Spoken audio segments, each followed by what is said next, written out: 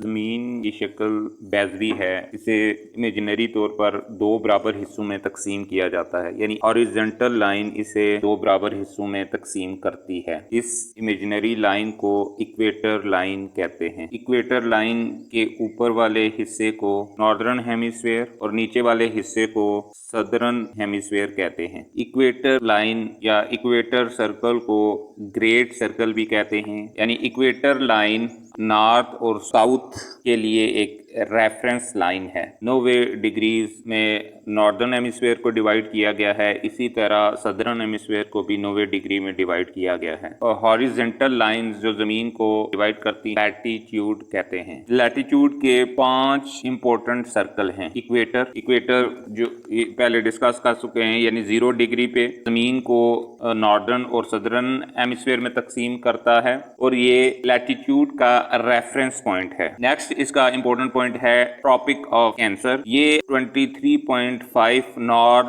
Latitude या north तक मिलेगा, जबकि ट्रॉपिक ऑफ कैप्रिकॉर्न मुखालिफ है, ऑपोजिट है ट्रॉपिक ऑफ कैंसर का, ये 23.5 साउथ तक है। चौथा पॉइंट आर्टिक सर्कल है, 66.5 डिग्री से लेकर 90 डिग्री नॉर्थ तक है और यहाँ पे जून सॉलिस्टिस में 24 घंटे डे लाइट रहती है, जबकि दिसंबर सॉलिस्टिस में 24 घंटे डार्कनेस रहती है। एंटार्क्टिक ऑपोजिट है आर्टिक सर्कल का, यानी 66.5 डिग्री साउथ से 90 डिग्री साउथ तक ये वाक़या है और यहाँ पे दिसंबर सॉलिस्टिस में 24 घंटे रोशनी, जबकि जून सॉलिस्टिस में 24 घंटे डार्कनेस मिलती है। अब हम बात करते हैं लॉन्गिट्यूड की। सिमिलरली ज़मीन को एक इमेजिनरी लाइन ग्रीनविच से गुजरती है जो इसे दो बराबर हिस्सों में, वर्टिकल दो बराबर हिस्सों में तकसीम करती है, वेस्टर्न हेमिस्फेयर और ईस्टर्न हेमिस्फेयर में। यानी जो ग्रीनविच से लाइन गुजर रही है उसे लाइन ऑफ मेरिडियन भी कहते हैं और ये 0 डिग्री पे वाक़या है। वेस्ट पार्ट को 180 डिग्री में तकसीम किया गया है और इसी तरह ईस्टर्न पार्ट को 180 डिग्री में तकसीम किया गया है। अब ज़मीन के किसी भी हिस्से में अगर आपने किसी चीज़ की लोकेशन फाइंड आउट करनी है, जिसे कोऑर्डिनेट्स कहते हैं, वो आपके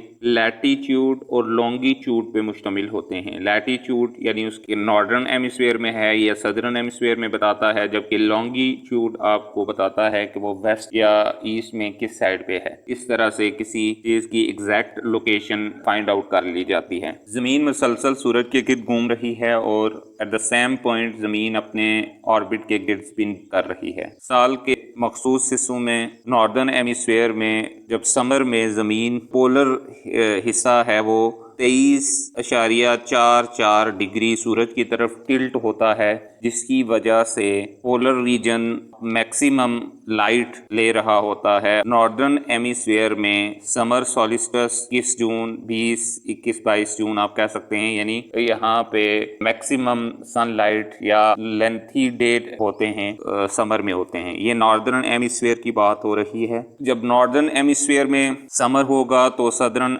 हेमिस्फीयर में विंटर होगा, यानी इसका उल्ट होगा। इसी तरह 21 दिसंबर में सॉलिस्टिस दिसंबर में है और एक जून में है। 21 दिसंबर जो होगा सदर्न हेमिस्फीयर का जो हिस्सा है वो ज़्यादा सूरज की तरफ टिल्ट होता है। समर है यानी सदर्न हेमिस्फीयर में दिसंबर में मैक्सिमम डे लाइट ले रहा होगा सदर्न हेमिस्फीयर, यानी नॉर्दर्न हेमिस्फीयर में समर जून में है, उस जून में सदर्न हेमिस्फीयर में विंटर चल रहा है। इसी तरह दिसंबर में जो सॉलिस्टिस होगा वहाँ पे समर है और नॉर्दर्न हेमिस्फीयर में विंटर है। ये तो बात होगी सॉलिस्टिस की। सिमिलरली साल के वो हिस्से जब नॉर्दर्न और southern hemisphere equal amount of light, यानी जो डे और नाइट की जो लेंथ होती है तकरीबन नॉर्दर्न और सदर्न हेमिस्फीयर दोनों में बराबर होती है, इसको इक्विनॉक्स कहा जाता है। यानी उस वक्त सब सोलर जो पॉइंट है वो इक्वेटर से गुजर रहा होता है और दोनों जो नॉर्दर्न और हेमिस्फीयर हैं इनमें डे और नाइट तक आलमोस्ट इक्वल होते हैं। और फर्दर इसको दो हिस्सों में तकसीम कर सकते हैं, स्प्रिंग इक्विनॉक्स और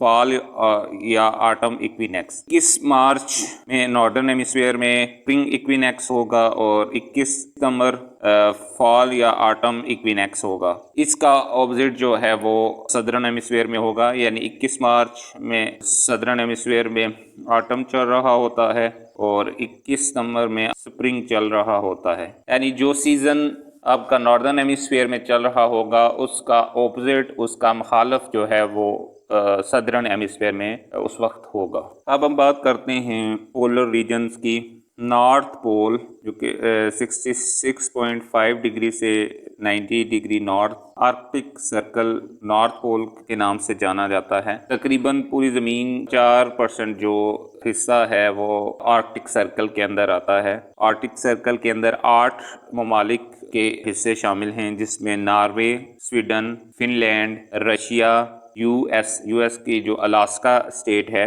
वो शामिल है, कनाडा, डेनमार्क के जो ग्रीनलैंड है वो इसमें शामिल है, इसके अलावा आइसलैंड। आर्कटिक सर्कल में टेम्परेचर काफ़ी लो होता है, और अगर टेम्परेचर के लिहाज से इसकी डेफिनेशन करें, नॉर्थ हेमिस्फीयर में इसमें वो एरिया शामिल हैं आर्कटिक सर्कल में तकरीबन समर में जहाँ पे 10 सेंटीग्रेड से टेम्परेचर अबव नहीं जाता, ऊपर नहीं जाता। ये समर की बात हो रही है। आर्कटिक सर्कल की अपना एक इकोसिस्टम है, वहाँ की वसाइल हैं। आर्कटिक सर्कल में कंडीशन के अंदर कुछ स्पीशीज हैं जो अडेप्टेड हैं, यानी वो वहाँ पे सरवाइव कर सकती हैं। आर्कटिक सर्कल के कुछ मसाइल भी हैं। लॉन्ग रेंज पोल्यूटेंट्स यानी जो काफ़ी अरसे तक रहते हैं, उनकी बायो एक्यूमुलेशन है। जिस तरह पॉली क्लोरिनेटेड बाइफिनाइल्स हो गए, वो आर्कटिक की वाइल्ड लाइफ और लोगों में पाए गए हैं, यानी ये केमिकल्स जो है ना वहाँ पे परसिस्ट करते हैं। नो डाउट वहाँ पे कोई इंडस्ट्री आपको इतनी नहीं मिलेगी। इसके अलावा अगर नेचुरल रिसोर्सेज की बात करें, oil, gas, minerals, fresh water और फिशेस जो हैं वो आर्कटिक सर्कल के बड़े